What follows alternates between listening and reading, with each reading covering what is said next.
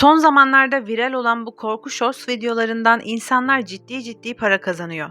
Bakın bu kanal 18 videoda 100.000 aboneyi aşmış durumda. Bu kanal ise 14 videoda 50.000 aboneyi aşmış, hatta katıl butonu bile aktif gördüğünüz gibi. Videoların mantığı şu: öncelikle şöyle başlıyor. Süre dolmadan kapını seç, bu seçim önündeki 72 saati belirleyecek. Hatta bir geri sayım veriyor 3, 2, 1 diye ve sonrasında kapı 1'i seçtiysen ne oluyor, kapı 2'yi seçtiysen ne oluyor? İki seçim içinde POV videoları gösteriyor. Şimdi ben size bu videoları tamamen ücretsiz bir şekilde nasıl yapabileceğinizi adım adım göstereceğim. Bu tarz videoları yapabilmeniz için size bir master prompt dokümanı hazırladım. Bu dokümanı açıklamalarda bulabilirsiniz. Bu arada istediğiniz nişle ilgili master promptları nasıl hazırlayabilirsiniz? Bununla ilgili kanalımda bir video var. İsterseniz ona göz atabilirsiniz. Şimdi ilk aşama olan fikir üretme master promptu aşamasını kopyalıyorum ve ChatGPT'ye gidip yapıştırıyorum. Evet, ChatGPT bana bu konsepte 5 tane fikir öneriyor gördüğünüz gibi. İşte mesela önerdiği birinci fikirde kapı 1 neymiş? Terk edilmiş neon Atari salonu gece yarısı.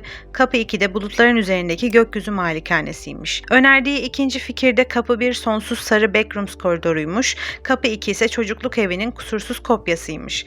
Bu şekilde 5 tane fikir öneriyor. Şimdi benim mesela 5 numara hoşuma gitti. Kapı 1 sisli Luna Park'ın donmuş dönme dolabı. Kapı 2 sonsuz yaz gününde parlayan sahil villası. Şimdi ben 5 numarayı seçeceğim ama seçimimi belirtmeden önce dokümana geri dönüyorum ve ikinci aşamayı kopyalıyorum. ChatGPT'ye yapıştırıyorum. Göndermeden önce en alta ise seçimimi yazıyorum. Numara 5 diye. Evet arkadaşlar, bakın burası çok önemli. Bana bir metin verdi seslendirebilmem için. İşte süre dolmadan kapını seç diye başlıyor ve bu şekilde kapı 1, kapı 2 diye devam ediyor. Fakat ben bu sesi korku atmosferine uygun bir ses tonuyla seslendirmeliyim. Yani normal bir sesle seslendirirsek etkileyici olmayacaktır çok fazla. Peki bunu nasıl yapabiliriz? Şimdi size onu göstereceğim. Bu nişe özel sesi kendimiz üreteceğiz. Bakın Eleven Labs'te Voice kısmına tıklıyorum. Voice Design kısmına tıklıyorum ve burada Eleven Labs benim bir prompt girmemi istiyor. Şimdi ben sizin için bu niş için özel bir prompt hazırladım sesle ilgili. Bunu dokümanın en sonunda bulabilirsiniz. 4. başlıkta bakın ses promptu yazıyor.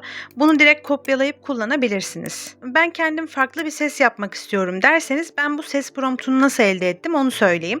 ChatGPT'ye gittim, dedim ki ben korku atmosferine uygun bir ses oluşturmak istiyorum Eleven Labs'te. Bana bir prompt ver dedim, bunu verdi. Şimdi bakın yapıştırdım. Generate Voice kısmına tıkladım. Sesi zaten kısa bir sürede oluşturuyor. 3 tane seçenek oluşturuyor size. They say some places. They say some places. They say some places. Evet, ben oluşturduğu birinci sesi seçtim. Select Voice butonuna tıkladım. Sonra ise burada seçtiğimiz sese ad vermemiz gerekiyor, dili seçmemiz gerekiyor ve bu şekilde kaydediyoruz. Bakın artık sağda sesler kısmında My Voice'e tıkladığımda kendi oluşturduğum korku nişi sesini seçebiliyorum ve ChatGPT'nin verdiği video metnini kopyalıyorum, Eleven Labs'e yapıştırıyorum. Speed kısmından hızı 1.10 yapıyorum çok yavaş konuşmasın diye. Sonra sesi ürettiriyorum. Bakın bir kısmını dinleyelim. Süre dolmadan kapını seç. Bu seçim önündeki 72 saati belirleyecek. Kapı 1 seç. Evet, şimdi sesi indirip prompt dokümanıma geri dönüyorum. Artık videoları oluşturmaya geçeceğiz. Prompt dokümanından 3. adımı kopyalıyorum, ChatGPT'ye yapıştırıyorum. Bana bir tane görsel prompt ve toplam 14 tane de video prompt veriyor. İlk olarak verdiği görsel promptu kopyalıyorum ve Grok AI'yı açıyorum. Bugün görsel ve videoları komple Grok AI kullanarak oluşturacağız. Evet, görsel seçeneğini seçtim. En boy oranını dikey olarak 9'a 16 olarak seçtim. Promptumu yapıştırıp gönderdim. Gördüğünüz gibi Grok AI istediğim konsepte bana görseller hazırladı. Bu görsellerden en beğendiğimin üstüne tıklıyorum. Ve ilk olarak görseli indiriyorum. Mesela işte ilk başta süre dolmadan işte seçiminizi yapın gibi bir cümle kuruyor ya, orada görsel görünecek. Yani bir video olmayacak henüz. Sonrasında ise ilk kapı açılacak gibi. Bu şekilde devam edeceğiz. Öncelikle görseli indirdikten sonra bu görselle bir video oluşturmam lazım. Video oluştur butonuna tıklıyorum ve ChatGPT'nin yazdığı ilk video metnini kopyalayıp yapıştırıyorum. Şimdi bakın ilk videoyu oluşturdu. Adam kapıya doğru ilerliyor gibi, sonrasında kırmızı kapı açılıyor ve burada video bitiyor. Şimdi ikinci videoyu bunun devamı olarak oluşturmamız lazım. Diğer videoları devam oluşturmamız gerekmiyor. Diğer videoları tek tek oluşturabiliriz ama ikinci video çok önemli. Yani çünkü kapı açıldığında ortaya çıkacak o atmosfer belli olmalı. O yüzden Grok'ta çerçeveden genişlet özelliği var. Biliyorsunuz ki daha önceki videomda da bahsetmiştim. Çerçeveden genişlet seçeneğine tıklıyorum. Bakın videomun altında beliriyor. Mouse'umu sürüklediğimde. Ona tıklayıp şurada bakın okus en sona getiriyorum. Videonun en sonuna. Çünkü en sondan devam etsin bir sonraki video diye. Sonra ChatGPT'nin verdiği ikinci klibin yani ikinci video promptu kopyalıyorum. Buraya yapıştırıp gönderiyorum. Bu şekilde 12 saniyelik bir video elde etmiş oluyoruz. Bakın izleyelim.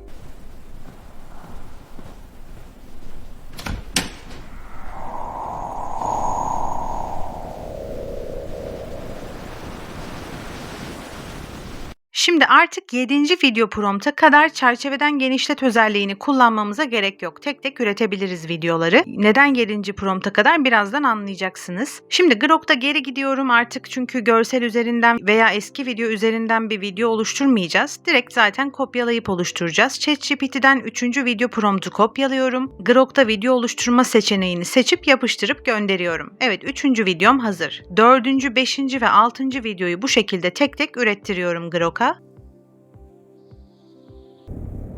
Şimdi bakın 7. video prompta geldiğimizde hani en başta kapı görseli ürettirmiştik ya onunla üretim yapmamız gerekiyor. Çünkü bu sefer ikinci kapı seçilirse ne olur? Onun videosuna başlayacağız aslında. Şimdi 7. video promptu kopyalıyorum. Grok'a gidiyorum. Görselden videoya dönüştüreceğiz. İki kapımın da olduğu görseli en başta ürettirdiğimiz o görseli yüklüyorum. 7. video promptu yapıştırıyorum, gönderiyorum. Bakın gördüğünüz gibi burada da mavi kapıya doğru yöneliyor. İşte mavi kapı açılıyor. Burada da hani ilk kapı açıldığında yaptığımız gibi çerçeveden genişlet diyeceğiz ve 8. video promptu yapıştırıp göndereceğiz.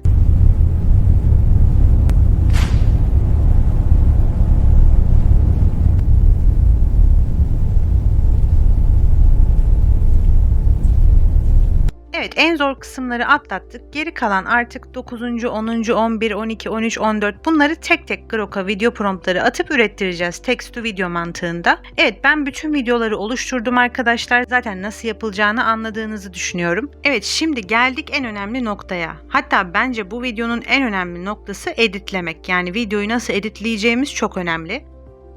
Önce sesler butonuna tıklayıp Eleven Labs'te ürettirdiğimiz sesi ekliyoruz. Şimdi videomuzun ilk cümlesinde ne diyecek? Süre dolmadan kapını seç, bu seçim önündeki 72 saati belirleyecek. Bunu söyleyecek ve bunu söylerken görsel görünecek. Yani hareketli video görünmeyecek. Ve bu görseli elimizden geldiğince korku efektli bir şekilde yapmamız gerekiyor. Bakın görseli ilk cümleyle eşleşecek şekilde uzattım. Sonra efektler kısmına tıkladım. Video efektleri kısmına tıkladım. Ve burada arıza kısmından bir efekt seçtim. Ücretsiz efektlerden birini seçebilirsiniz. Bakın mor ikonlu olmayanlar ücretsiz efektler. Sonra bir de 3'ten geriye bir sayaç koymamız gerekiyor. Metin yazan yere tıklıyorum. Metin şablonuna tıklıyorum. Burada arama kısmına countdown yazıyorum. Bakın burada 3'ten geriye sayan veya daha fazla. Burada bize hazır şablonlar çıkıyor. Bunlardan birini seçiyorum ve koyuyorum videoma. Sonra bakın ses efekti kısmına tıklıyorum. Timer yazıyorum ve buradan da böyle bir zaman hani böyle tık tık tık seslerinden birini ekliyorum. Yani orada bir zaman sayacı olduğu belli olsun diye 3, 2, 1 derken. Geri kalanı ise çok basit arkadaşlar. Yani videoyu sesle senkronize olacak bir şekilde editlemeniz gerekiyor. Gerektiğinde bazı videoları yavaşlatıp hızlandırabilirsiniz. CapCut'ta biliyorsunuz ki hız butonu var ve ben video editlememi tamamladım. Şimdi hazırladığım videoyu izleyelim.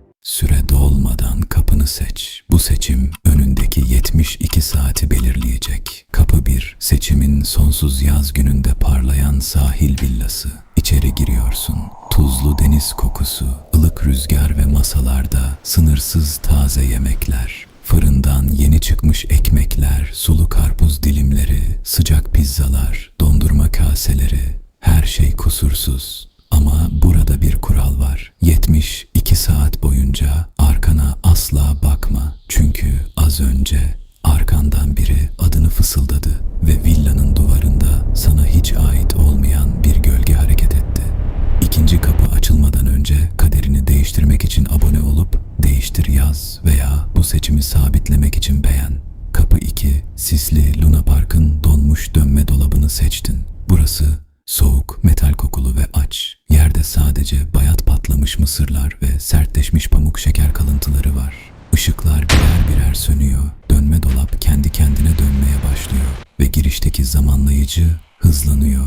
Evet, benim videom bu kadardı. Aslında bu nişte kapıların ardında neler olacağı tamamen kendi yaratıcılığınıza ve hayal gücünüze kalmış. Yani kendinize göre bu nişi tabii ki özgünleştirebilirsiniz. Eğer videomu beğendiyseniz ve faydalı bulduysanız kanalıma abone olup videomu beğenip yorum yazmayı lütfen unutmayın. Bir sonraki videoda görüşürüz.